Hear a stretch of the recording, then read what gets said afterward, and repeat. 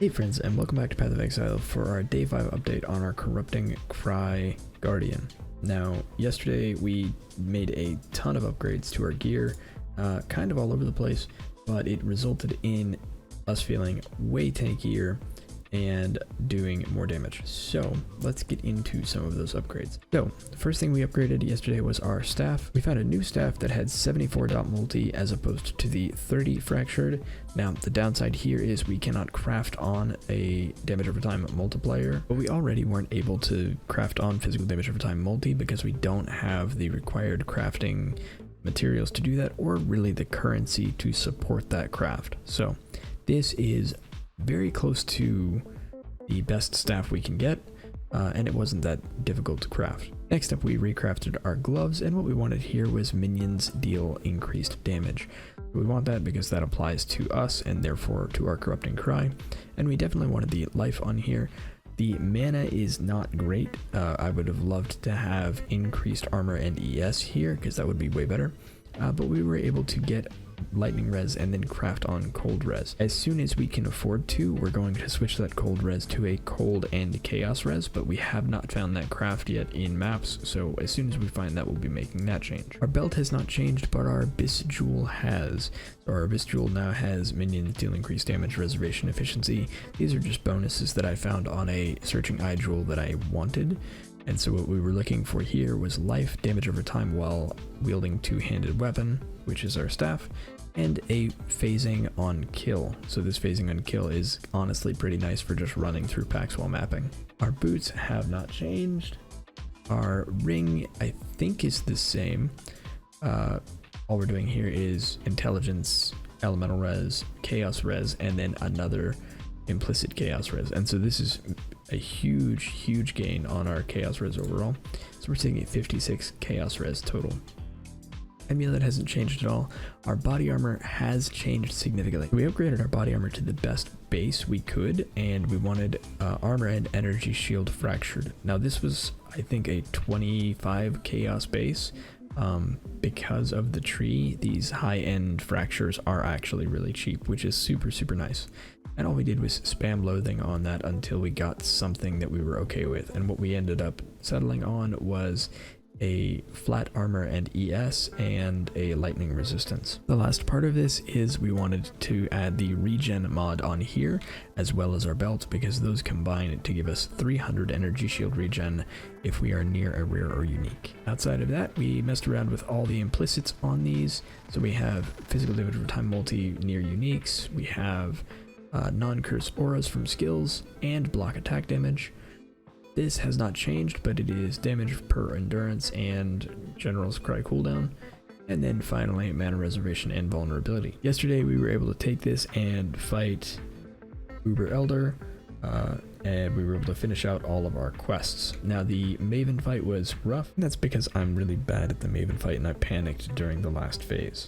Okay, so taking a look at our passive tree, we've also switched a couple things around here. We talked about the rune graphs yesterday, but I've actually switched where one of them is.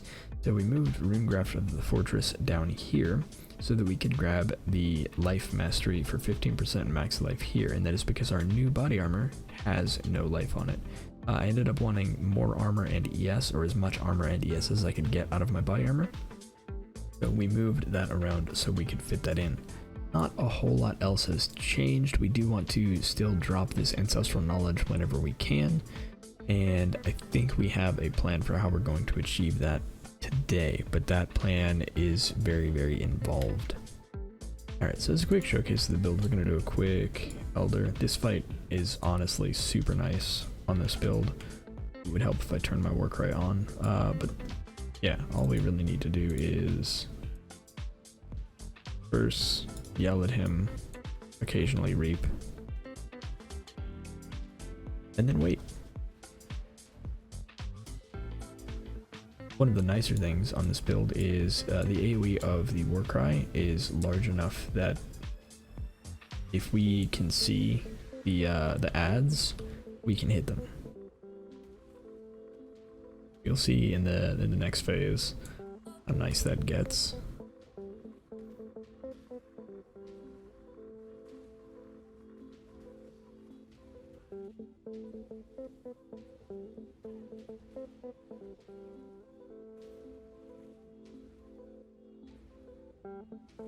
Alright.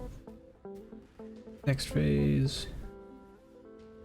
We just stand right here and we hit both of these.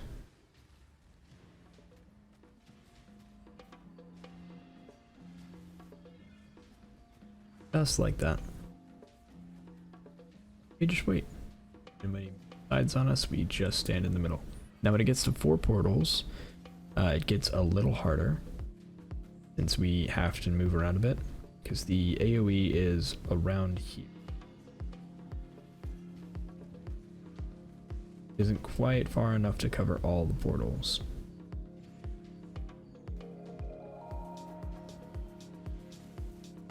Down here is where we have to kind of start moving around, I think. Oh no, we might be okay.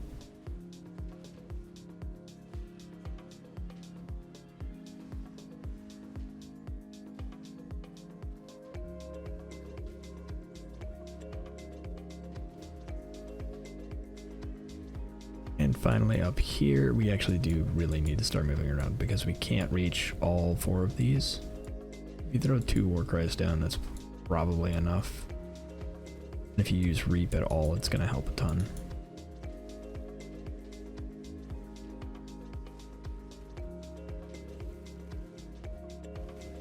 And then once we can do this, we throw down Val Reap, throw down a Curse, and then just hold right click until he's done.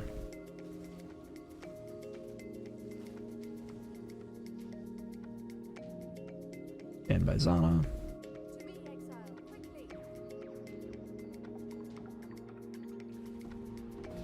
Alright, so that is the build as it currently stands. Now, as an update for today, because we're not going to be live streaming for a couple more hours, but today I spent the entirety of my time just doing essence farming. And we did a deafening essence farm with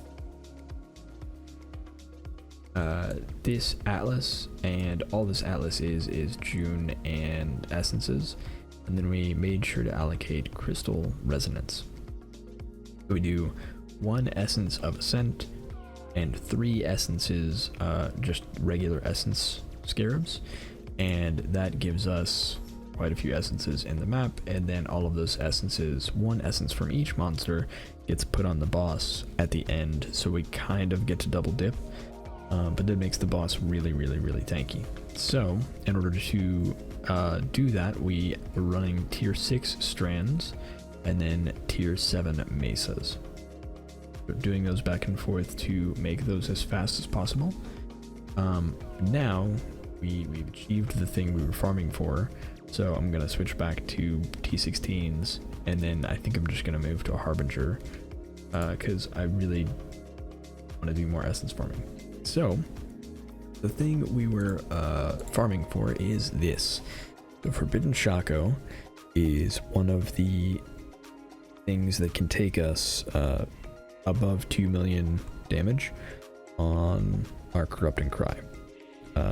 So we want to make that a reality, but in order to do that we need a Forbidden Shako, and those can be quite expensive.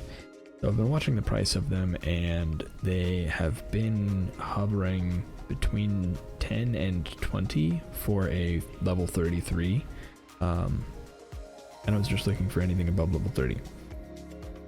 The only level 35 I've seen has been like 60 div, and it's not worth it to me for an extra 10% damage, because that's what that boils down to, is 10%. So we got a 33, which hopefully will be plenty of damage. So we're going to be switching to that today. Now, the problem there is right now we are centered around using this staff, which gives plus level of socketed to socketed gems and support gems. That means that our Enlighten is effectively level 5, which is drastically reducing the amount of reservation that is going into auto exertion. If we take that out, our reservation for auto exertion becomes 77%.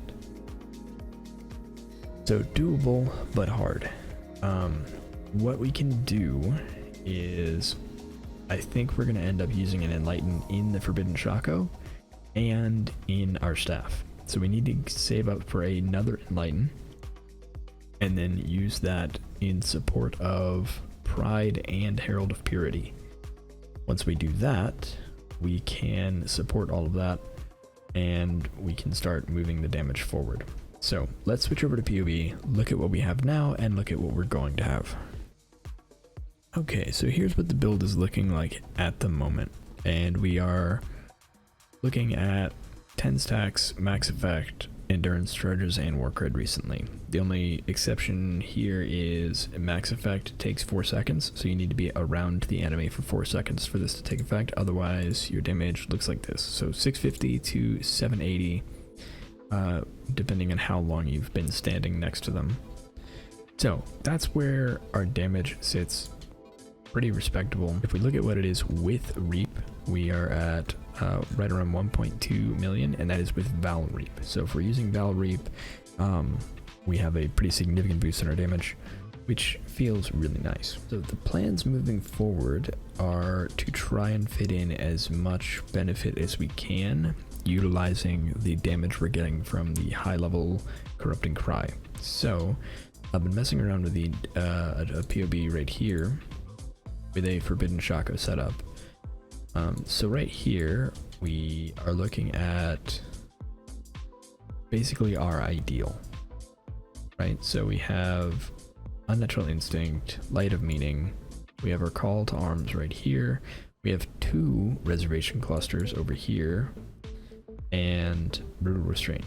Now, we can switch to Forbidden Shako before this, but this is working toward that. Hold on, let me reset this node. I gotta fix this because and Fortress add. Okay. So this is what we should be looking like when we hit this point. Now we did take a hit to our defenses. We lose a significant amount of energy shield and armor from our helmet because we went from a good helmet to Forbidden Shako, which is not a great armor ES helmet. Looking at our General's Cry, we have General's Cry, Auto Exertion, Awakened Brutality, and a level 3 Enlighten, and that puts us at 1.3-ish. Now, you might be thinking, okay, that's low. The reason for that is here.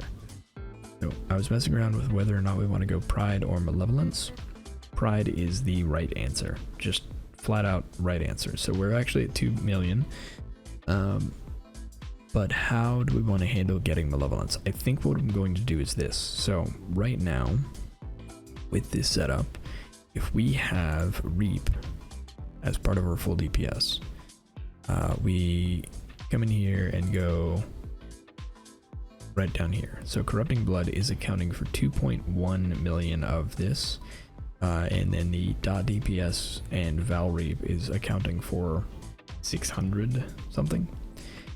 So honestly, what I'm considering doing is doing a Raised Spectre. So what we'll do there is Raised Spectre,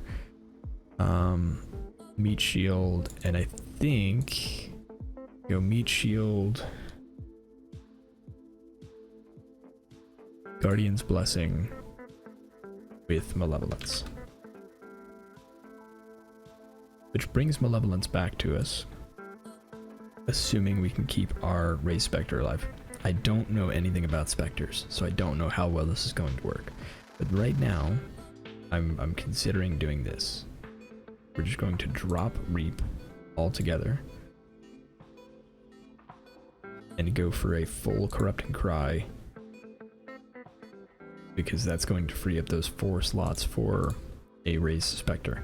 Now I'm thinking I'm going to go Dark Marionette, because they automatically revive themselves. So that is kind of the plan there. What that also does is it allows us to change up our ascendancy. So instead of going Time of Need, which is very, very good for survivability, we are going to go with Feral's Will into Fertile Will. And that's going to give us another 100% increased damage and regen.